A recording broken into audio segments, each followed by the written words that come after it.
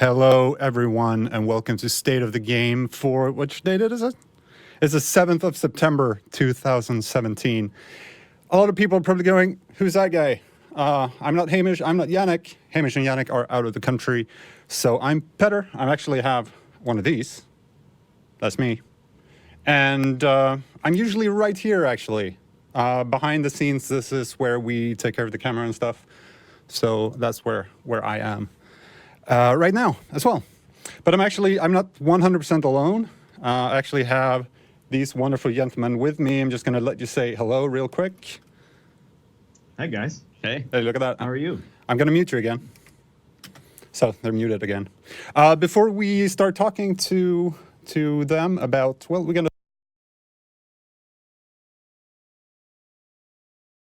to talk a bit about update 1.8. We're going to talk a bit about, well, we're going to talk about Skirmish, but we're also going to talk about one thing that we haven't touched on yet. So you'll get some new news today. But first of all, let's just go through things happening on the live game. There was a maintenance this morning.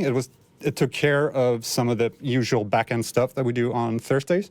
And as some people pointed out, no, the RPM glitch has not been fixed yet, sadly. Sadly, it turns out that it needs a client-side fix, which we'll be deploying as soon as possible. Some people might know that getting a patch out on, say, like PlayStation 4 and Xbox One can be a bit tricky, but we're going to push the PC patch as soon as we possibly can, and then push out consoles as quick as we can. But do remember, though, that using the RPM glitch is a bannable offense. Ban wave has already gone out. We banned quite a lot of people. I'm not going to give you exact numbers right now. We might get back to that. And we're probably going to do at least one more, probably more, if you guys don't behave. So don't use the RPM glitch, leave it alone, and you won't get banned. That's as simple. It's just that simple. I don't have any updates on the update 1.8 PTS, sadly, and not on the next global event. I know some people are really waiting for that, but we'll have news about that very soon. As soon as we possibly can, we're gonna talk to you about those things. But let's jump from all of this back to update 1.8, and let's talk to Teri and Keith, all the way from Redstorm. Hello, guys. Hi. Hey, again. How's everybody doing? I'm good. How are you? Good, Petter. I'm glad that you're here. I'm very glad to have you guys here as well. Can you just, for the people who might have missed you before, can you please just give us a quick introduction to who you are? Keith, after you. I'm Keith Evans. I'm a lead designer here at Redstorm on the Division. I'm Teri Spear, the creative director here at Redstorm on the Division. Splinter Shield in chat is asking you to put up the horns. So please, Teri. Put up the horns. There we go. So today we're actually going to talk about one of the features coming in update 1.8, the new PvP 4 versus 4 mode, Skirmish. Yes. There are the horns again. Sorry. Can you just give us, we briefly touched upon both Skirmish and Resistance during State of the Game last week, but can you just give like a high-level update on what Skirmish actually is? Sure. It's 4v4 TDM, right? Here's the moniker. Get your PvE out of my PvP. There it is, right there. That's the tagline. It's what people have been wanting for a while. Yeah, I'm actually going to put on, while we're talking about this, I'm actually going to put on a video taken from Skirmish. And people are going to get a first look at what the game mode actually looks like. There won't be any sound, but let's have a discussion about it while that's playing. Perfect. Excellent. I love that the player in question here is called Faye is Bay, which is awesome. So first of all, just to talk about what we're actually seeing, I know you guys aren't, but we have this intro screen where you see the 4 people from your team. That's correct. It was big important for us to really showcase our characters for the first time. Show the player your 4-man squad, and we have a lot of sexy stuff people can put on. So absolutely. Let's get up close and personal and let people see it, and also let people inspect. That's something we're going to go on a little bit later, but the best person in the match, you're going to be able to inspect them and see what gear they're wearing, see what weapons they have and stuff like that. Yeah, I think it's going to be actually a really good kind of teaching tool for players getting up to speed with PvP who maybe didn't jump in before. Yeah. That's awesome. And maybe it's a little secret. I'm going to give a secret. Ready Go for for a it. secret? You're going to be able to do an emote when you're on that screen. So, you can select a certain emote, put it in a slot, and you can do a little backflip, do a Macarena, whatever you want to show your teammates that you know how to do. You'll be able to do that on that screen. That's absolutely amazing. Yeah, that's a secret, though, just for State of the Game people. Don't tell anyone else. So we were talking about Skirmish, and as I said, we're watching it on the screen right now. How big is a Skirmish arena? So they're kind of they're new arenas, right? So they're totally kind of their own contained spaces, but I'd say they're roughly the size of some of our largest landmarks or extraction zones. So think maybe like Bryant Park or some of the rooftop gameplay up in DZ 8 and 9. Mm-hmm. They're pretty big, but they're all about getting you into combat quickly, right? We want to minimize run times. Yeah. So. If I had another phrase to coin, it'd be less running, more gunning, baby. Oh dear. That's actually God. We're gonna sell T-shirts with that on it. So. Yeah. But just he's right. Bryant Park, that side. We custom built these things. They're for this 4v4 size, so they're pretty optimized for that. Let's just make one thing clear. There are no, compared to Last Stand, which is these huge areas you fight in, there are no NPCs, anything like that. This is just pure team deathmatch from start to finish. Yeah, absolutely. And, we've kind of redone the spawning system. So you come in waves with your teammates. Like if you have a team wipe, you all come in together, kind of close in proximity, and you can charge back into battle. It's probably an average of at most 10-second run times until you're back in a fight. And that's tops, man. That's tops. So moving on to how the scoring in Skirmish actually works. We see a counter here at the top of the screen. Currently says 5 and 3. What do those numbers mean? So, we obviously have a lot of ways to revive players. So scoring actually takes effect when you send someone all the way to the death screen, right? So you down them, but you have to get up and finish them. That scores a point. So if you are playing tight with your team and you're reviving people and you're getting people back up and popping recovery link at the right moment, you can actually take points from the other team and kind of, even the odds a little bit more. Yep. You're essentially counting to top kills. Right. So what's looking at ranks? Last Stand has ranks, UG has ranks, etc. How does that kind of ranking work in Skirmish? Well, what we're doing, we're taking the Last Stand rank actually and repurposing it. So we're gonna make that the PvP rank. That might not be what we call it at the end of the day, but you can rank up this PvP rank in Last Stand or Skirmish. We know there's a lot of people already at max rank, so we have plans for rewards. But essentially, in a match of Skirmish, it's gonna function a lot like it does in Last Stand, where you're earning XP for actions that you do, and at the end of the match, that will accrue, and you'll have a total, and that will apply to the rank, and then you'll creep up and have the potential to earn Skirmish caches, and then post rank 40, right? Keith, we're raising the rank. We're raising the rank. So, we know a lot of people are already sitting at the max rank. There will be a lot of new players jumping in who maybe haven't played Last Stand yet. So we're going to bump the rank up all the way to 99 and give you this thing to keep building towards.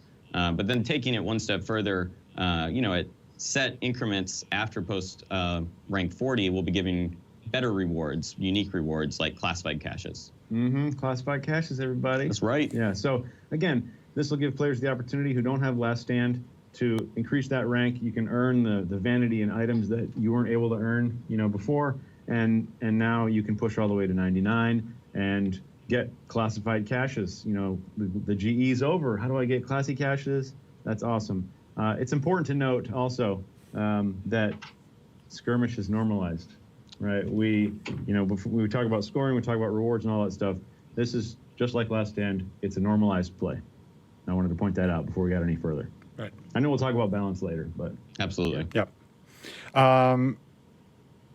Looking at kind of the end screen, I've actually seen this video before, and we're going to get to it sooner or later while this is running. There's this scoring board as well. What kind of activities do you expect people to to do during a skirmish match? What kind of activities are they rewarded for? Oh, to earn XP, you mean? Yeah. You know, the similar gamut. You know, when you down someone, when you finish them, if you assist on a kill, healing, reviving, all those things. Yeah, it's the ones that we had in Last Stand. But one new way to score extra points is if you were the person who put someone in that down state when they're actually finished and score a point for your team, you get an extra mark that kind of boosts your score even higher. All right, Yeah. cool. So how does matchmaking work in skirmish? You'll love it. I'm sure you'll love it. Oh, yeah. No, so it's, you know, we're kind of, once again, we're building on Last Stand. We have a matchmaking rank behind the scenes that keeps track of your overall, you know, win-loss, kill-death, your recent performance, and it's trying to put you with other similarly skilled players. And then we've taken that kind of one step further, like Teri mentioned, in that pre-round screen where you see your whole team. The person on your team with the highest matchmaking ranking, that's the person up front. That's the person kind of front and center that you can inspect and kind of see what's he doing, you know, what is his exact KD, what is his build? Yep. His or her build. Right.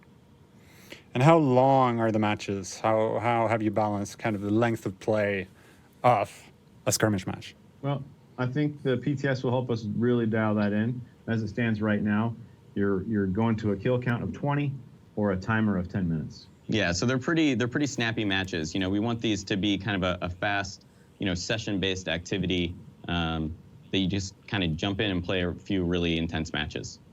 All right, cool.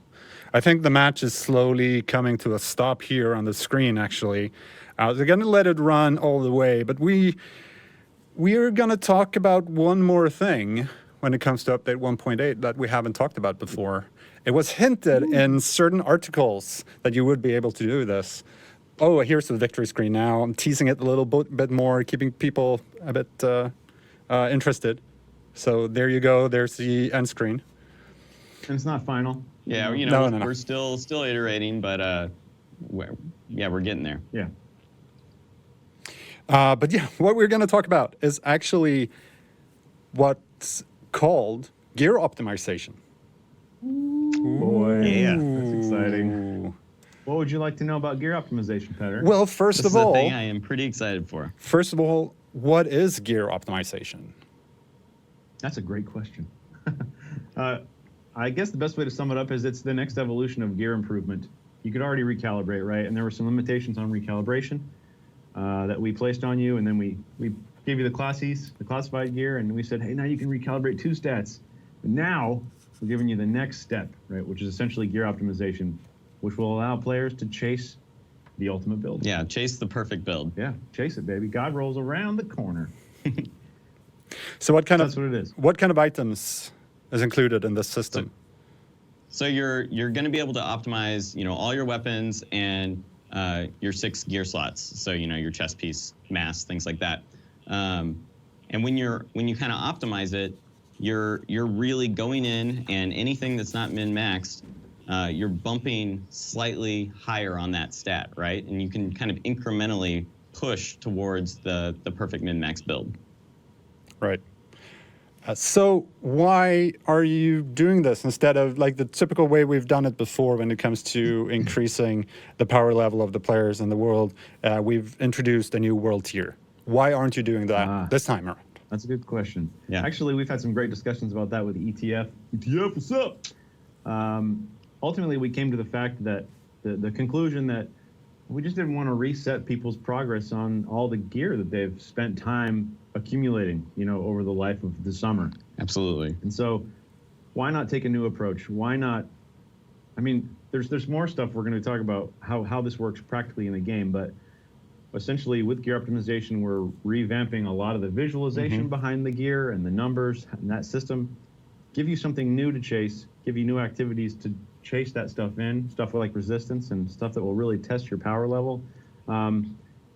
When you push the button and say new world tier, that's cool because sure, everything gets harder and we're going to increase the difficulty in other ways, but I didn't want the reset button. I didn't think Keith didn't want it either. Yeah, I think, you know, we have a lot of rare gear now, right? And we've set these goals for players, like collect the classified gear as it's coming out. You know, gather your exotics.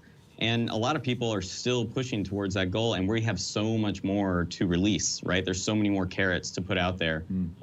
There's a lot more stuff to find, and it's just not the time. Yep. Right. So how does it work when I log in the first time? How does it work practically in the game?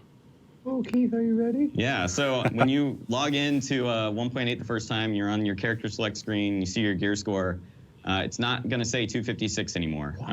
Yeah, so the gear score is now reflective of the quality of the rolls of on all your items. So if you have a really good armor roll and a really high primary stat and majors and minors, your gear score is going to be closer to the cap. So the new gear range for World Tier 5 is 256 is now like, that's the bottom line. That's what everyone was at. No one's going to go below that unless you start equipping World Tier 4 gear or something.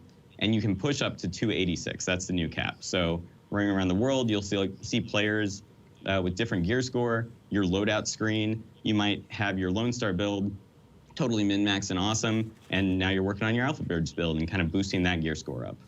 Yeah, it's important to note that, again, power levels are essentially the same. We're just granularizing that value so you have a better understanding of just how powerful you are. Right? Yes. So it's a huge tool. Even when gear drops in the world, being able to see like how good is this striker chest piece? Oh, it's 256.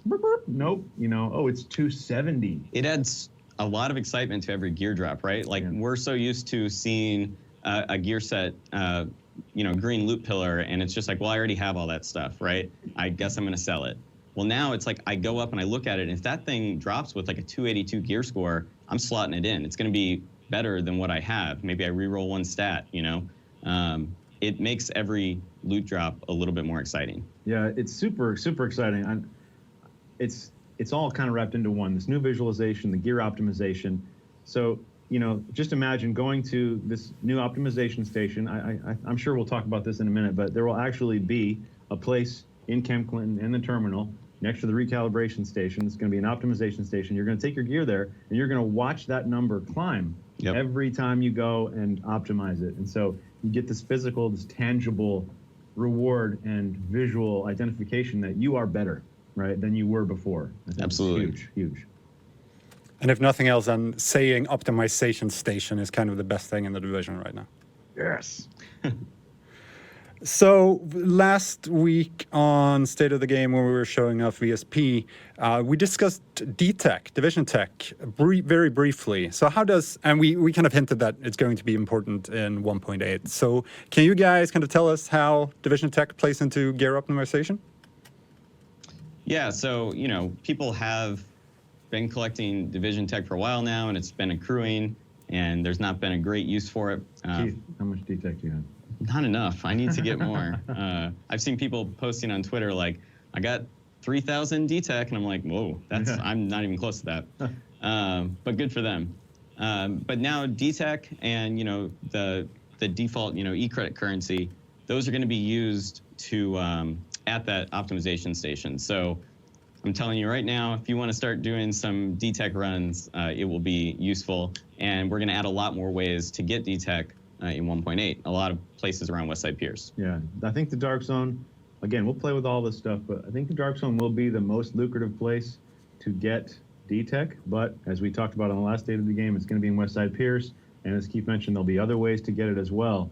But D-Tech e-currency, that's the juice that you need to optimize your gear. Yep. So how much powerful can your gear actually become? Like how does it feel when you have when you have accrued all day and you have you've gone to the optimization station? Can never get enough saying that. Many times you've optimized your gear, you have the build that you really wanted fully optimized at the optimization station.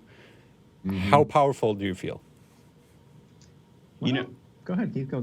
Well, I mean, so the best way to think about it is, in a way, a lot of our players have played with these builds because when they go into Last Stand, the way normalization works is it boosts everything up to its max, right? You're sitting at like 35% armor. All your primary stats are boosted.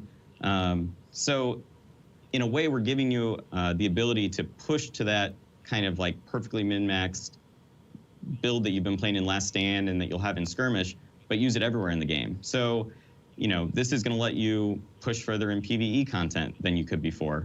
And the biggest thing that's changing is that, you know, before you could go in and recalibrate your stats and your majors and minors, but you couldn't touch your armor roll, right? Like if there was a very rare piece of gear and you finally get the drop and you inspect it for the first time and you see it has just a bottom barrel armor roll, that piece is basically trash to you, right? You have to throw it away.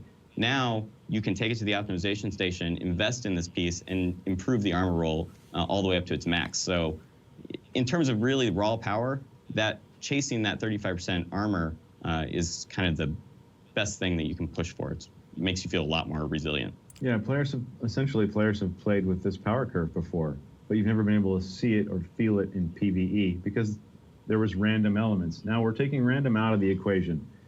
You know, I mean, obviously there's still RNG with the drops, but now you can take an active role in making that the best piece of gear because that's the one you wanted. And now you can go get that flawless legendary run, you know? And yes, that means you can take that into the dark zone. That's not normalized, right? So I'm sure we'll have a conversation about that. Yeah, I mean, I think that's actually going to hopefully kind of push people to want to go in the dark zone, right? Because before you come up with someone against someone with that perfect min-max build and you just haven't had as much luck, that is a tough fight for you, right? Now, if you've invested in your build and you're looking at it and you're like, every roll is as good as I can get it. My gear score is 286, or possibly a little bit higher if you have invested in some classifieds. You can have the confidence to go in and take on the unnormalized PvP. It's going to be super awesome. Yeah. One thing or one question that I think is quite important, though, is how do you keep the game balanced when you're introducing this? Well, from a PvE standpoint, that's a good question. And this is going to touch on philosophies a little bit.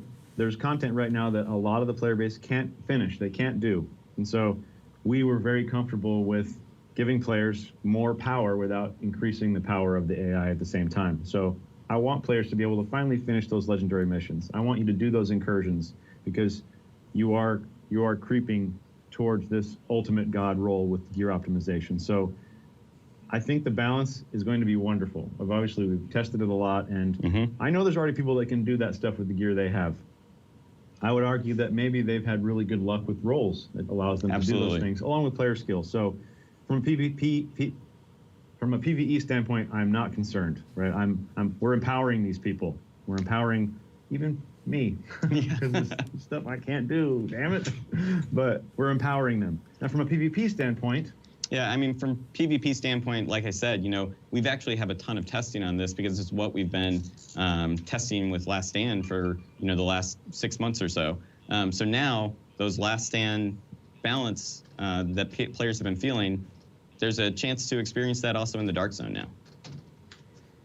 All right, awesome. There's actually, I have some paper here, and at the top of my paper, speaking of balance, I'm just going to jump in real quickly because people are asking about it in chat as well. Last week when Yannick was playing, we kind of got a little Easter egg there. What's happening with stamina, guys? We have detectives, apparently, that are watching State of the Game, because, like, immediately there was, like, a breakdown on Reddit of what was happening. But, yeah, we are adjusting stamina and toughness for, you know, endgame players. You know, previously, it had always been 1 stamina is 30 toughness. 1.6 took that back to 1 to 15. You know, with all the new power and the new DPS that we're letting players have, we feel really comfortable bumping that back up. It's going to, once again, let players push further in PvE content. It's going to let you push to higher waves in resistance.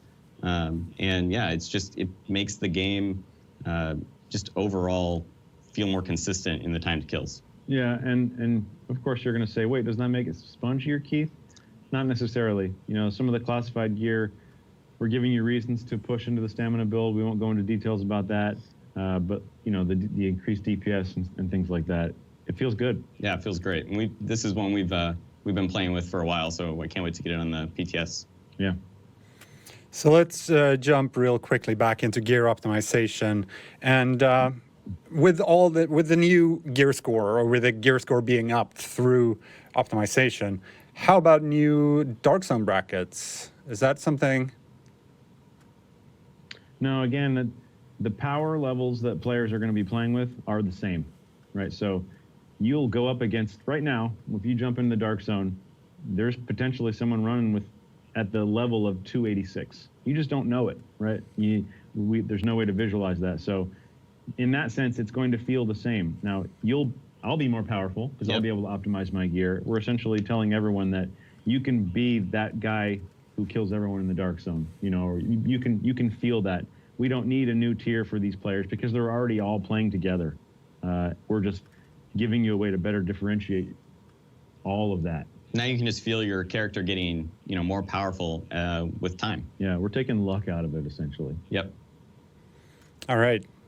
Speaking of the Dark Zone, in the Dark Zone, you can go rogue.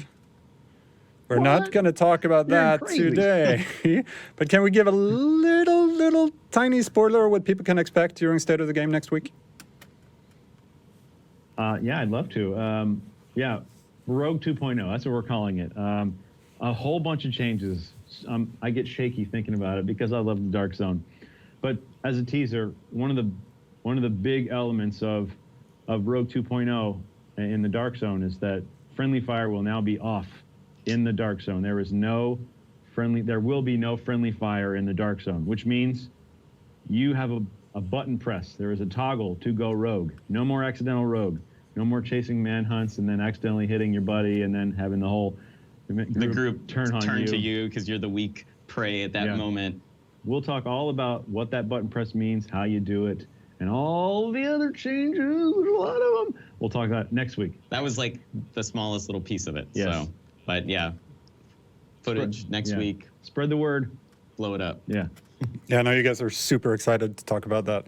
But we'll get back to it. Sorry, Shad. I know some people are going, no, that we're not talking about it this week. I'm so sorry. But we should be back with, talking about Rogue 2.0 and Resistance next week. And it's going to be a good one. Yeah. And we'll have some gameplay for you as well at that point. So thank you very much, guys, for showing up again. It's been great having you. Thank you for all the information on both Skirmish and gear optimization. Thanks for having us. Yeah, Cheers. thank you. Always good to be here. And I'm going to mute you again. But thank you again, guys. Bye. And I'll see you soon. Thanks, everybody. Love you, fam. All right. A big thanks to Redstorm for coming on and talking about gear optimization and, of course, Skirmish. I'm just going to quickly reiterate what we said at the beginning of State of the Game, if you missed that. Maintenance this morning, fix some backend stuff. The RPM glitch is still not fixed. It needs a client patch, and we're working as hard as we can to get that out to you. The PC patch is probably going to come before the consoles because consoles is always a bit tricky to patch, but we're going to get that to you as soon as we possibly can. Remember also that using the RPM glitch is a bannable offense. We banned a lot of people this week, and we're not afraid to ban more. Also, do remember that that ban is a one strike against your account. Do anything like that in the future, you're gone. You're permanently banned. So remember that and keep that in mind. Don't get banned. Don't use RPM glitch. And we will have more information about, of course, update 1.8 PTS is coming. And then we'll also have some more news about the next global event as soon as we possibly can. That's everything from us here today. We're actually, we're at 28 minutes, so we're going to stop it there. Thank you guys so much for coming. And Yannick and Hamish will be back next week. Oh, those guys are actually waving again. They're muted though, so. But we'll see you guys next week. And thank you very much for coming.